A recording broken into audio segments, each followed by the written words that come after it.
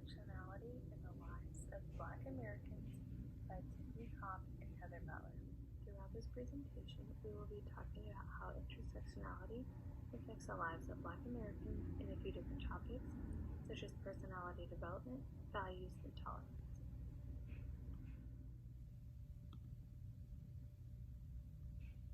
Intersectionality is an analytical framework for understanding how aspects of a person's social and political identities combine to create different modes of discrimination and privilege. Examples of these aspects are gender, caste, sex, race, sexuality, religion, disability, physical appearance, and height. Crenshaw uses the term intersectionality to define how multiple dimensions of discrimination affect not only Black women but Black people in America in general. Two of the most categories that Black people face discrimination about is being female and or LGBT here in America. Intersectionality is about fighting discrimination within discrimination, tackling inequalities within inequalities, and protecting minorities within minorities. And that comes directly from the Center for Intersectional Justice. A large amount of people worldwide are regularly discriminated against in society based on more than one of the following factors. And all of this goes back towards intersectionality and how people can be discriminated against more than one thing, especially Black people, Black women, and LGBT women. Right here we have created this graphic out of the shape of BLM, or the Black Lives Matter movement, to show the different ways that Black people in America can be discriminated against based on intersectionality and the qualities that they may have, such as not only being Black, but being mothers, women, elderly, poor, sick, the rich, the educated, the married, the fathers, the homeless, or of course LGBT. Flores Gonzalez and her fellow authors refer to race as the physical differences amongst groups of people in the phenotypes that a member of a group share in comparison with another group. This is really important because I feel like people start to form their personality around the race and how they're treated around the race based on earlier in their life.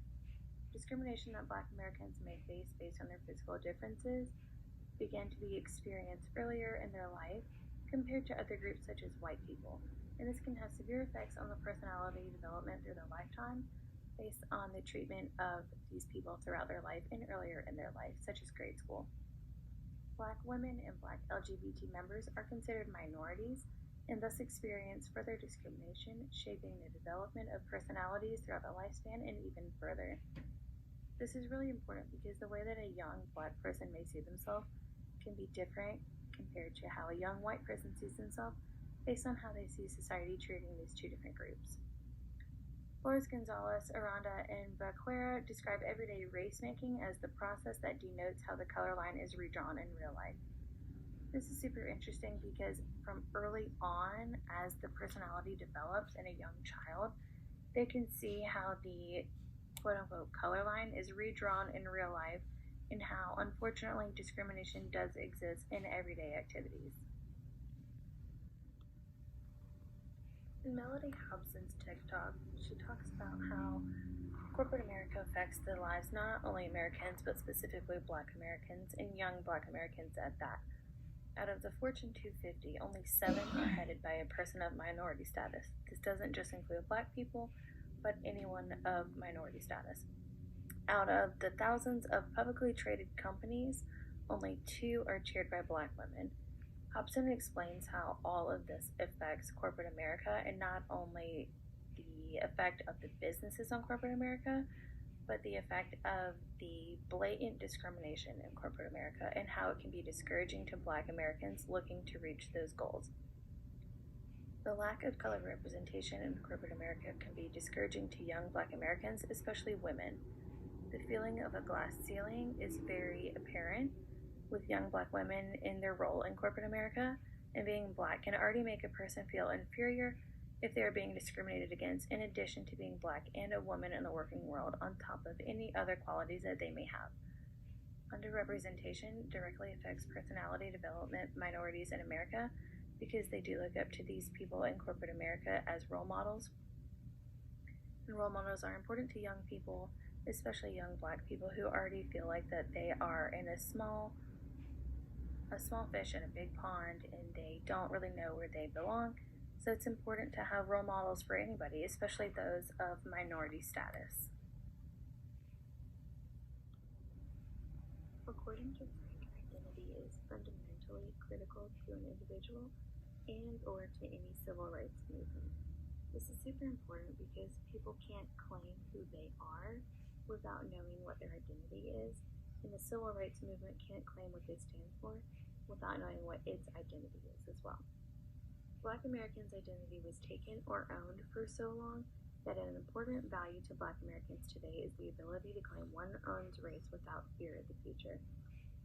This is incredibly important because for centuries, the ownership of Black Americans was taken by white people and rich people and things that people and groups that weren't minorities.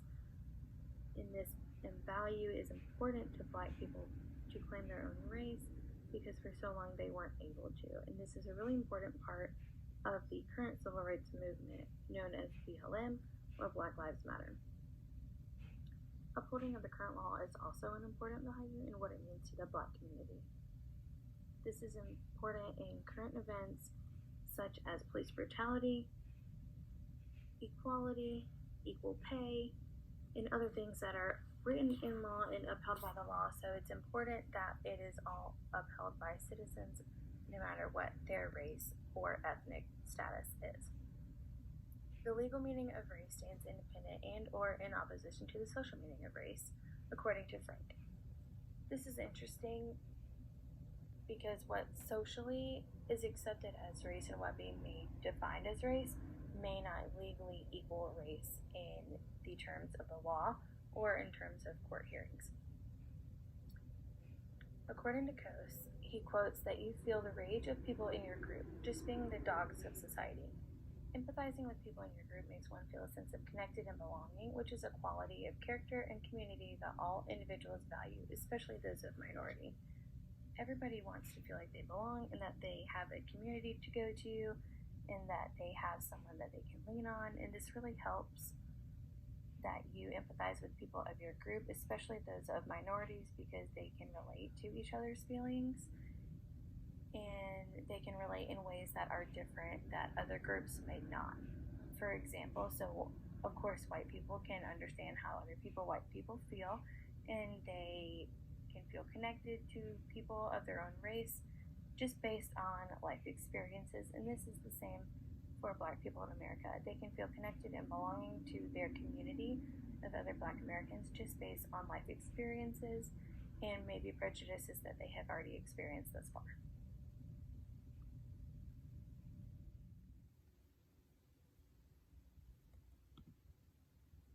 Michael Kimmel states that privilege is invisible to those that have it. This is incredibly important and super relevant in especially today's current events, not just here in America, but here around the world. For example, white people may not realize that they have privilege as compared to Black people because they've never had to experience racial discrimination in the way that Black folks may have here in America, in terms such as police brutality, housing markets, potential employers, etc., etc. White people may not realize that they have privilege because they may never have been discriminated against based on their resume, based on their apartment application, based on their credit application, versus in the case of some Black people, they may or may not have even gotten a job interview because of the name on their resume as compared to someone who was equally qualified, has equal experience, and things like that, just based on their name, if it quote-unquote sounds Black. Black women value gender equality because they are historically already being discriminated against for their color, let alone their gender, and this creates a double jeopardy situation for Black women. Making gender visible to men is the first step to engaging men to support gender equality, according to Kimmel. Black women have been discriminated against in America since the beginning of time.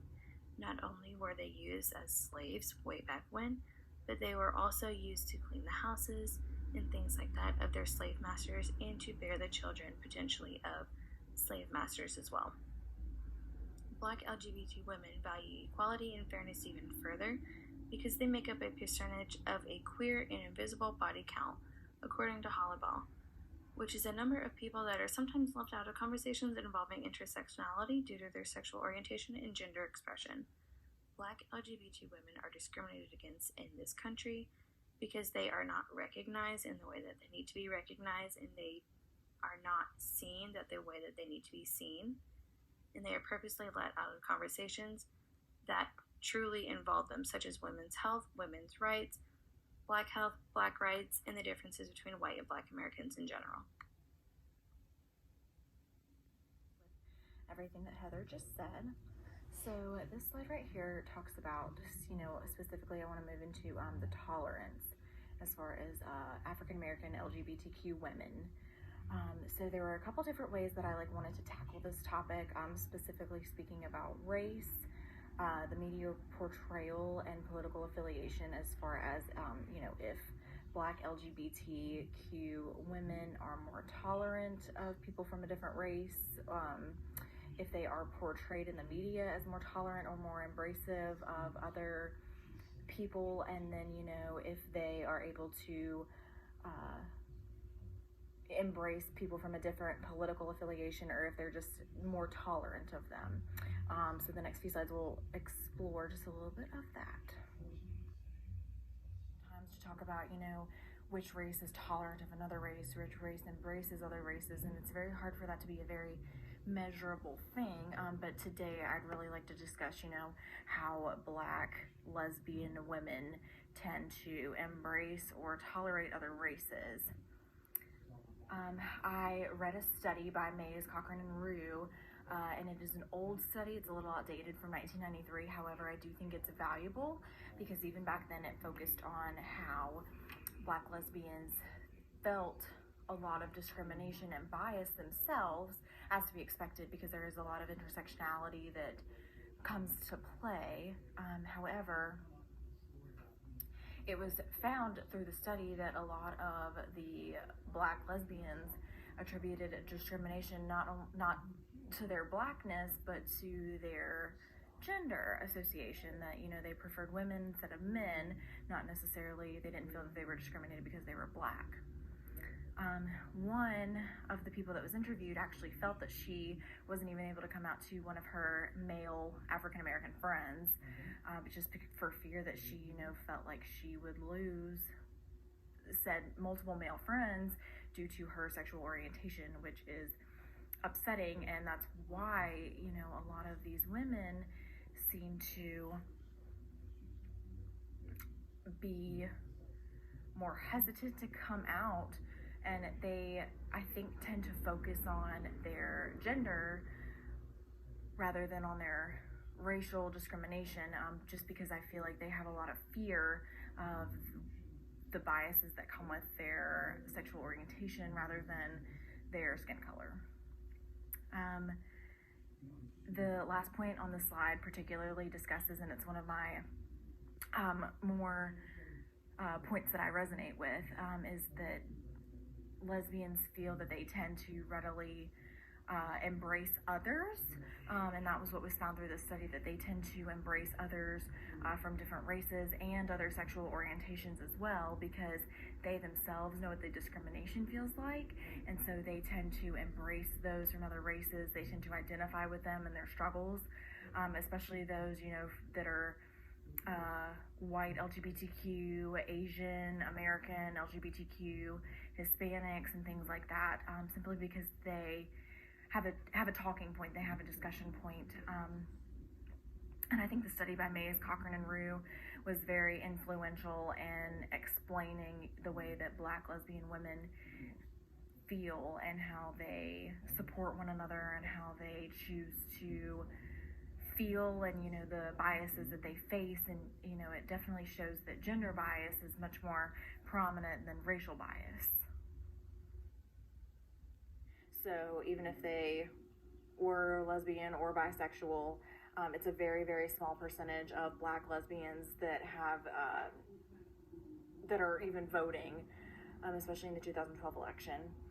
I did find some more information in that article that discusses that on a scale of the coldest being, the least likely or the least popular to the hottest, which is the most popular as far as the voters go for the presidential election. Only 9% of those that were lesbian, gay, or bisexual rated Donald Trump even as warm. 9% is very, very small in comparison to 91%. Most of them rated him as the coldest possible, and then more than half, really only rated him as 0. They didn't give him very much credit at all. I find this a little bit interesting just because I feel like it may have been different had it been any other Republican candidate. I feel like this study is a little hard to go by based on particularly Donald Trump in and of himself. It's a little bit hard to tell if it may have been another Republican candidate, how that would have gone. But I did find another article that was fairly interesting, written fairly recently, back in November, by Mrs. Crumpton, who explained that she had a very strong argument, not necessarily about Black lesbians, but in particular Black women that saved Joe Biden's presidency. That Black women were the ones that were able to get Joe Biden into office, him working with Kamala Harris, all of the people that support him, even in smaller offices, that it was just such a huge driving force. And not only being a Black woman, but being a Black lesbian is just such a turning point, to be able to support someone like Joe Biden and to see him out to the presidency and the victory, which was a great accomplishment for him and Kamala Harris as well, proving that, Black women have such a strong place in history now, whereas they never had before. They never had any sort of representation. And while Black lesbians still do not have a lot of representation, I feel like it is hope for them. As far as tolerance and embracing those from a different political affiliation, I do feel like it's a little difficult to judge. It seems that based on the voters, that the cold to warm scale, that they would be less tolerant of Democrats, of Republicans. However, it's like I said, it's a little hard to tell based on the particular Republican candidate at that time. So I do feel like the political affiliation and whether Black lesbians seem to be tolerant or intolerant or, embracing of those from a different political affiliation, the area is still a little gray right now. I think that this is something that we can definitely follow up with some more research on come 2024, and we'll go from there and see. The last thing that I kind of wanted to discuss as far as Black lesbian tolerance is the way that media portrays Black lesbians. This topic necessarily is a little hard to tell how they are tolerant or embracive of those that are different. However, I found it very interesting and necessary to talk about.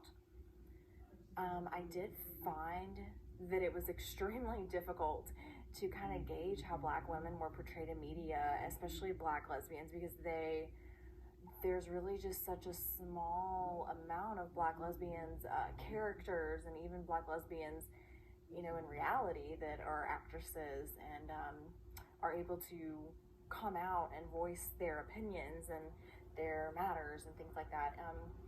A lot of the media I found, television, talk shows, things of that nature, has been dominated by white lesbians. And in recent years, I'm talking like the last 2 years, Black lesbians have come to be more on screen. There are a few older movies that do talk about Black lesbians, but it really just talks about them at face value as people and not necessarily the feelings that they have or, the struggles that they deal with. It's just, this character is a Black lesbian and that's it. They have no depth. They are just simply a character on the screen that really doesn't get a big part in the movie. or whatnot. There are other characters that are focused on and built to have depth, and Black lesbians just haven't always seemed to take on that star role where you really get to know the character and really get to be in depth. But in recent years, there has been a little more complexity with Black lesbians. It's very difficult to kind of see where that goes. Ellen was a big white lesbian that kind of got lesbians on screen and really was able to, get that out in the media. And while I feel like Ellen is very embracive of all cultures, of all types, of all sexual orientations and genders and religions and things of that nature, it's still difficult just because simply she is a white woman. And not that that puts any discredit to her. It just simply is a place, to build up not only the lesbian aspect of being on screen and being in the media, but it also opens a spot for Black lesbians.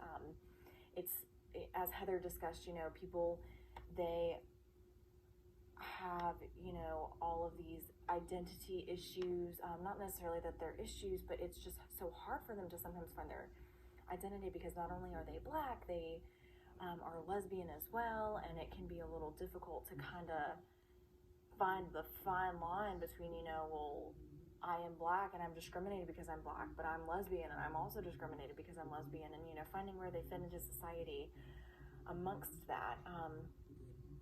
The reason I discussed this slide and this topic is because I feel a lot of what is accepted in the media and in society is, what people see on TV and what is dominated on screen and what is portrayed. And I feel that Black lesbians, the more that they are able to be on TV and to develop into complex characters, it just becomes a bit more open to the public, that Black lesbians do exist and that they are real people and they have feelings, and whether you're Black, you're lesbian, you're white and heterosexual, that, Black lesbians are just the same as all the rest of us, and that they feel the same, they bleed the same. And one of the problems that I found when kind of researching through some of the very, very few Black lesbian roles that are popular right now is that it really doesn't, as far as the tolerance versus acceptance and embrace goes, it doesn't really talk about how lesbians feel, how Black lesbians in particular feel about other people. It more so focuses on the way that they feel about themselves and looking into the Black lesbian as a character and as a person and as a whole, which I do think can end up being a positive thing in the end. A lot of people, when we watch TV, we want to identify with characters, we want to identify with others, and I feel like as Black lesbians begin to show up more on screen, they are definitely going to be more widely accepted. And I just think that it's definitely a positive thing that we support this on screen.